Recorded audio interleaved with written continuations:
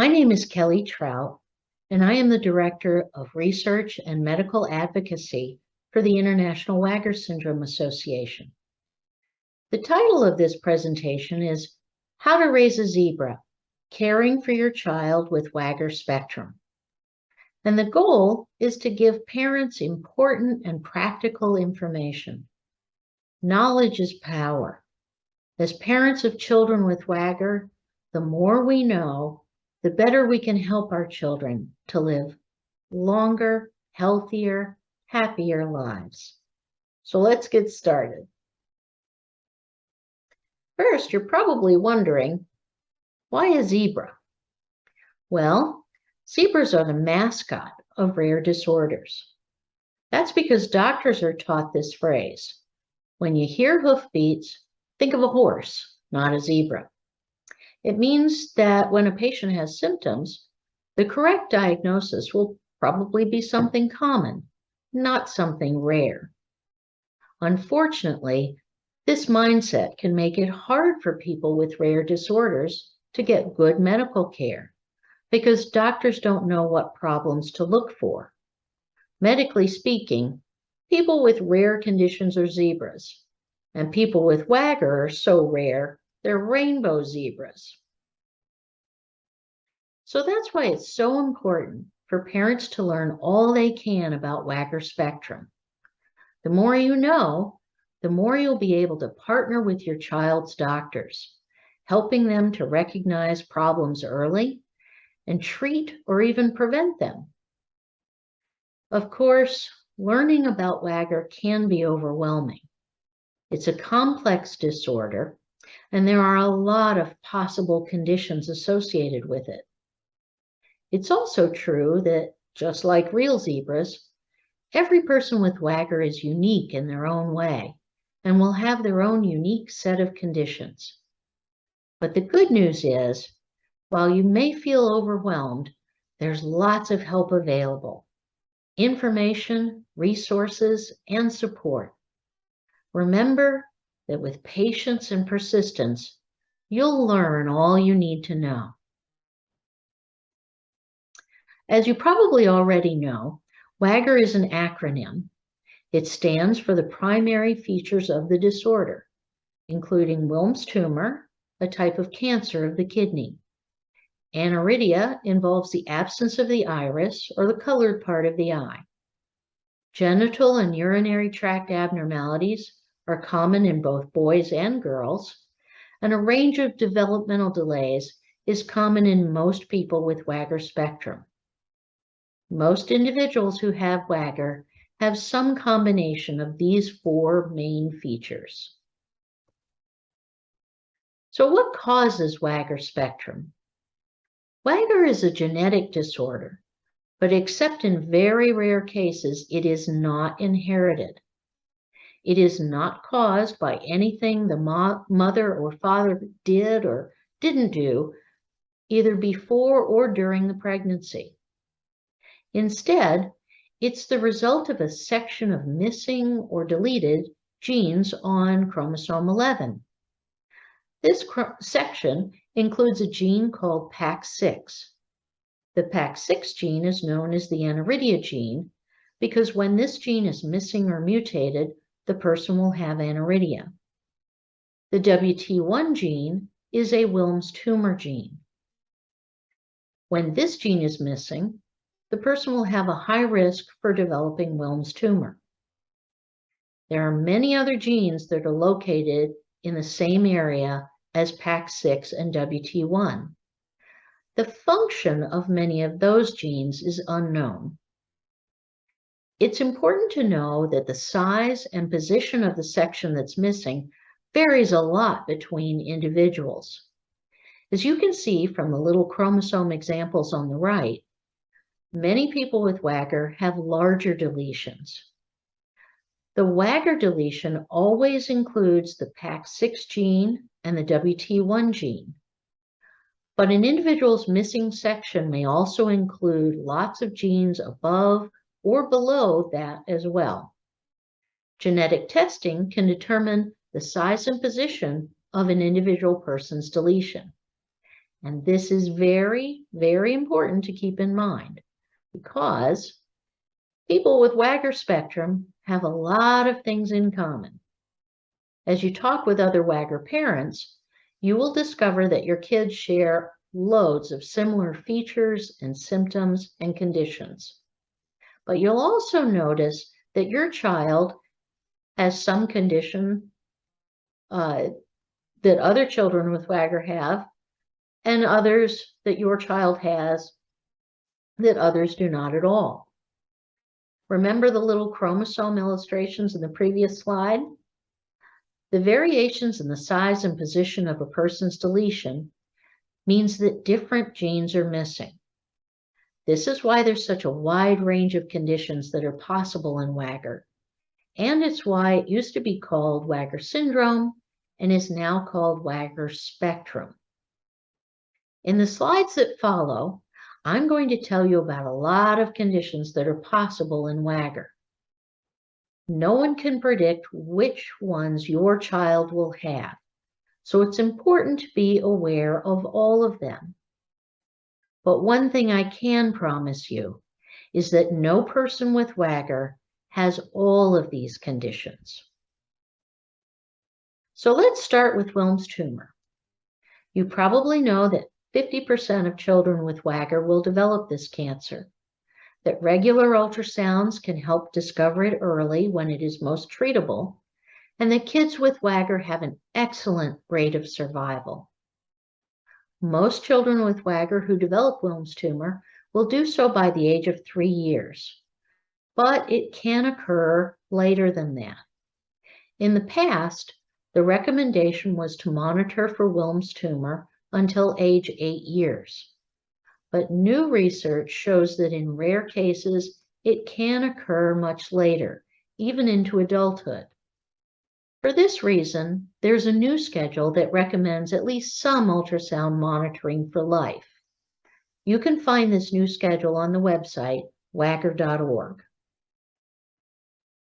Virtually everyone with WAGR has aniridia. Most have a fair amount of functional vision. The problem with aniridia is that it's not just the iris that's missing or abnormal. Other parts of the eye are frequently abnormal too, and this can lead to conditions that can decrease vision or even rob it altogether.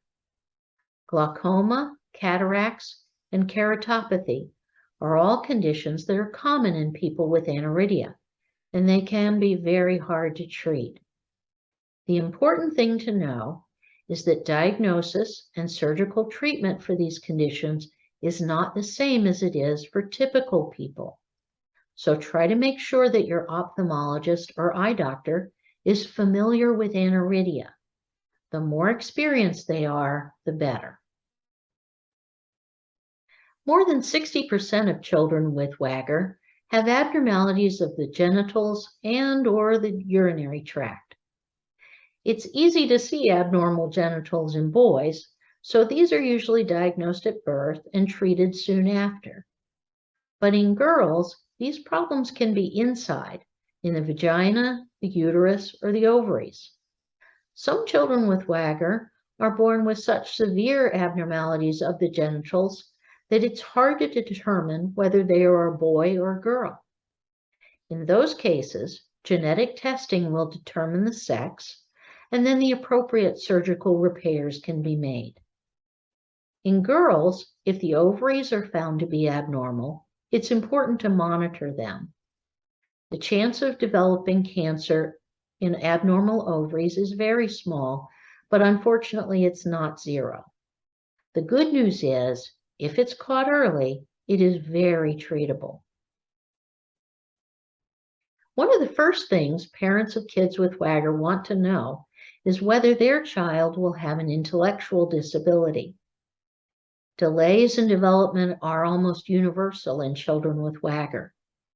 For some, the disability is profound, but for the majority, the impairment is mild or moderate. The important thing to know is that early development can be slow because of low vision, low muscle tone, and the stress of frequent illnesses or treatment for Wilms tumor. So every effort should be made early in life to support development of motor skills like crawling and walking, speech, and social skills. These efforts will give the child the best possible chance to develop to their full potential. I'll talk more about early intervention services in a moment. Most young children have frequent colds, sore throats, and infections. Most young children with WAGR have very, very frequent infections. Abnormalities in the structure of the ears and nose can make drainage poor and increase the likelihood of infections. It's important to treat ear infections promptly to prevent hearing loss. Very large tonsils are common, and parents may notice that their child snores heavily when asleep. Loud, heavy snoring can indicate a partially blocked airway and cause poor sleep at night and excessive sleepiness during the day. So if you notice this, talk with your doctor about whether a tonsillectomy might be appropriate for your child. Some children with WAGR spectrum are born with mild to moderate heart defects. These are usually the hole in the heart type defects that are often associated with a heart murmur. Mild defects are more common than severe ones, and mild defects tend to resolve on their own. Some kids have floppy airways that can cause wheezing and choking when swallowing. These kids often have frequent bouts of pneumonia from breathing small amounts of food into their lungs. The good news is most kids will outgrow this problem over time. Issues with the digestive system are common. Young children with WAGR spectrum can have difficulty feeding, sometimes because they have poor muscle control and difficulty swallowing, sometimes because they are very sensitive to textures of food and may refuse to eat solid food or certain types of food.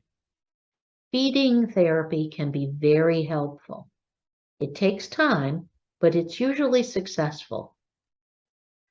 Chronic constipation can be an ongoing and lifelong problem. In children, adding lots of fiber to the diet and using pear or prune juice may be enough to keep bowel movements regular.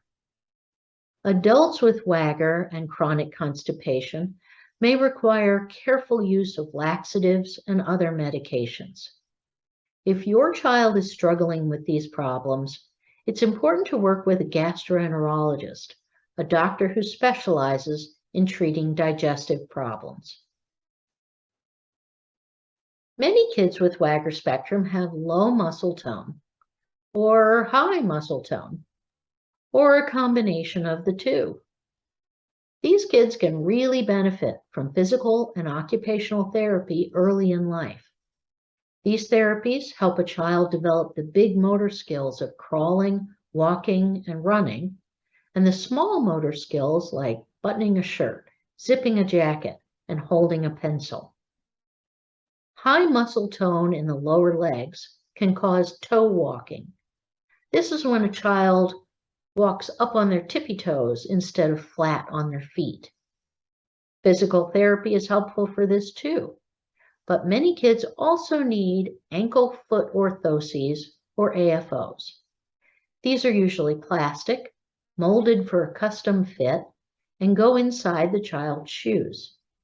They are typically worn during early childhood and may not be needed by the time the child starts school.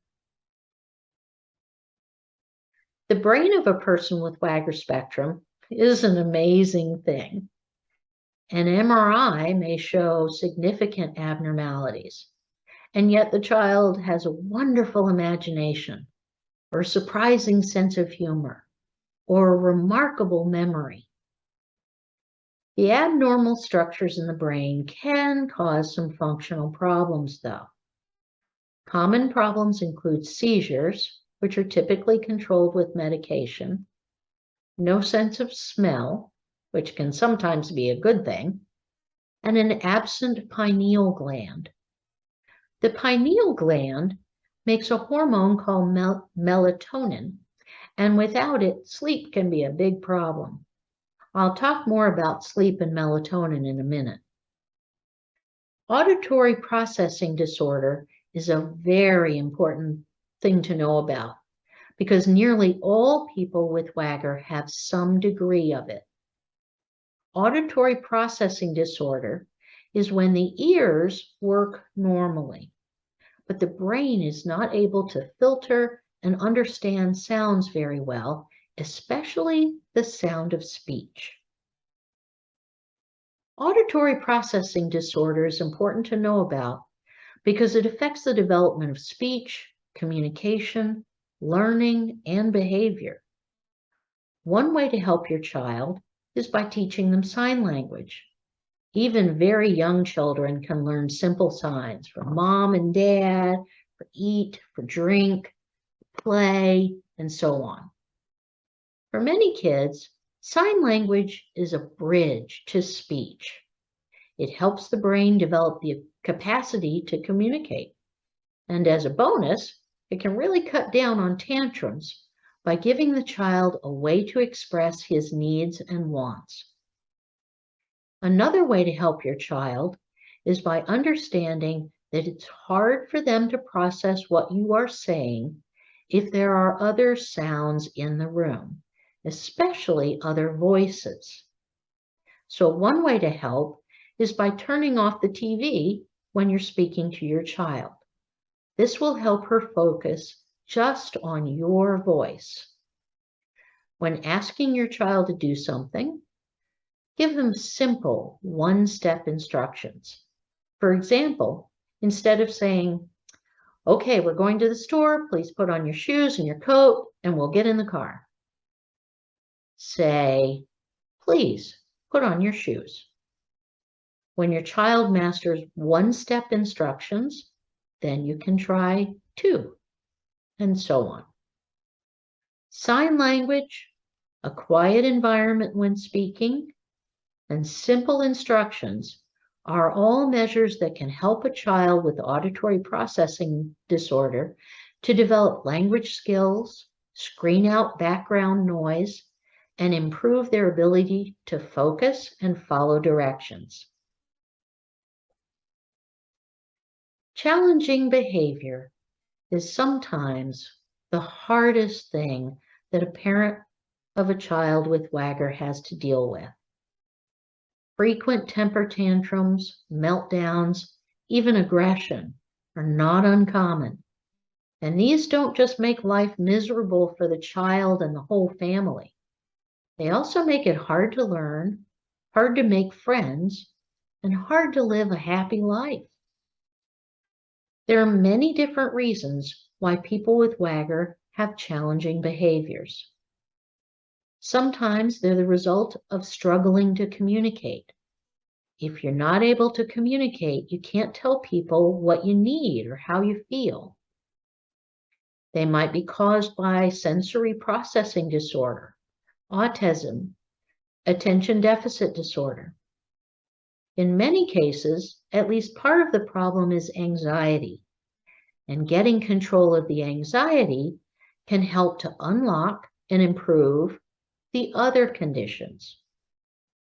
The most important thing a parent can do is to learn a little bit about all of these problems. As you learn a little about the behavior problems associated with WAGR spectrum, you will probably begin to recognize specific symptoms that your child has. And when you do, you'll also find strategies that help with that problem. Of course, this isn't as easy as going to the doctor and getting a diagnosis. If you have access to a child psychologist or a team of behavior specialists, by all means, go there. But many people do not have this option. So they have to work with their child's regular doctor. And that means knowing what problems are likely in WAGR spectrum and how they might be affecting your child. A few words about medications. In the past, many people had concerns about giving children medication for behavior. They were afraid these medications might change or suppress their child's personality. Now we know that by decreasing anxiety and increasing coping skills, the right medication can make it possible for a child's personality to finally shine through. Also, medications do not work all by themselves. They have to be combined with strategies for the behaviors at home and at school. Think of medication as the key to the car and strategies as the wheels. You need both to get where you want to go. To learn more about behavior conditions, strategies, and medications, go to WAGR.org. Okay, on to the kidneys. About 60% of people with WAGR develop chronic kidney disease. This is different than Wilms tumor. Chronic kidney disease means that the kidneys slowly lose their ability to function. The good news is, if diagnosed early, the decline in function can be slowed for many years or even indefinitely with medication. In some cases, the decline continues and then kidney dialysis or transplant is necessary. So early diagnosis and prompt treatment with medication is critical. Talk with your child's doctor about when and how often to monitor their kidney function. The pancreas is an organ in the abdomen that can sometimes cause problems in people with WAGR. Inflammation of the pancreas is called pancreatitis, which is very serious and an often very painful condition. One thing that can cause pancreatitis in people with WAGR is a medication called propofol. Unfortunately, propofol is very commonly used in the hospital for anesthesia. So whenever your child is scheduled to have a procedure under anesthesia, talk with your doctor about whether this medication is safe and appropriate for them. Now let's talk about sleep. Most children experience sleep problems sometimes, but kids with WAGR tend to experience it often and more severely. Good quality sleep is important for learning, not to mention parents' ability to sleep, so it pays to figure out what's going on. First, remember a minute ago when I talked about the brain and the missing pineal gland? That gland includes a hormone called melatonin, also known as the sleep hormone. Without melatonin, your body finds it hard to regulate your sleep. The good news is melatonin supplements can be given even to young children with WAGR. Another possible cause of sleep problems is sleep apnea, or brief periods of not breathing. Heavy snoring at night or nap time, excessive sleepiness during the day may be symptoms to discuss with your child's doctor. Finally, establishing a routine of the same bedtime and same before bed activities every night can be especially helpful for kids with WAGR.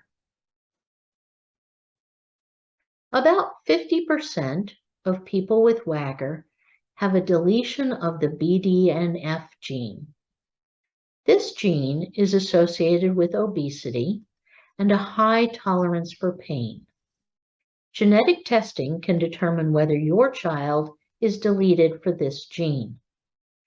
It's important to know about it because in some cases, careful diet and exercise can prevent or decrease weight gain. But you should know that obesity may still occur even with a good diet and lots of exercise. A dietitian can be a big help though, Just make sure that they understand about the BDNF gene. A high tolerance for pain may sound like a good thing at first, but it can also be a bit of a curse. Kids with WAGR have been known to break a bone, and no one knew until they saw the child limping or not using their arm. Illnesses that usually cause pain, like appendicitis, may not become obvious until there are other symptoms. So again, it's helpful to know whether your child has this gene deleted so you can be on the lookout for silent injuries or illness. School. Education for kids with WAGR should begin as early as possible. If you have access to services for infants and children with disabilities, take full advantage of these, especially physical, occupational, and speech therapy. Once your child reaches school age, other services usually become available, such as mobility and low vision aids. Also, some kids thrive in a regular classroom with just a little support. Others will learn much better in a special class. No matter what, remember that every zebra is different, so it's important to tailor their school environment to their needs. Family life. Raising a zebra can be really stressful. Getting the diagnosis and learning to cope can put a big strain on any marriage. And it doesn't help that moms and dads usually cope in very different ways. Women tend to want to vent our emotions and talk about everything. Men often want to contain their emotions and not talk about everything. These different coping styles can leave each parent feeling misunderstood and alone. But simply being aware that there are differences can help. Finding ways to communicate and compromise can go a long way and can help couples develop a sense that even though they cope differently, they're both working together for the benefit of the family. Parents of older kids and adults with WAGR often say that over time, finding constructive ways to weather the storms of life with a zebra has brought them closer together. Okay, after learning about all the problems a person with WAGR spectrum can have, I bet you're feeling pretty overwhelmed. I am sorry, and I get it. My daughter Caroline has WAGR spectrum. She's 41 years old. When she was very young, I was overwhelmed because there wasn't anything to learn. Except for aniridia and Wilms tumor, no one knew anything about this disorder. But thanks to research, the things you've learned today will help your child to live a better, healthier, happier life. There's still so much to learn about WAGR. And you can help by making sure your child is enrolled in the WAGR patient registry.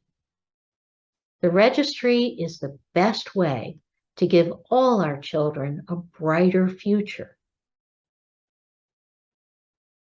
Now you've seen WAGR.org on many of these slides. It's the website of the International WAGR Syndrome Association. The mission of the IWSA is to raise awareness, stimulate research, and support families affected by WAGR. The website is an important part of this mission. You'll find lots more information about WAGR there, lots of helpful resources, and ways to connect with both the organization and with other families. We are dedicated to the belief that with informed, empowered parents and good medical and educational care, every child with WAGR can grow up to live their best life. WAGR spectrum is a very rare disorder. It's easy to feel all alone. I hope that whenever you feel that way, you'll remember that there are WAGR families all over the world.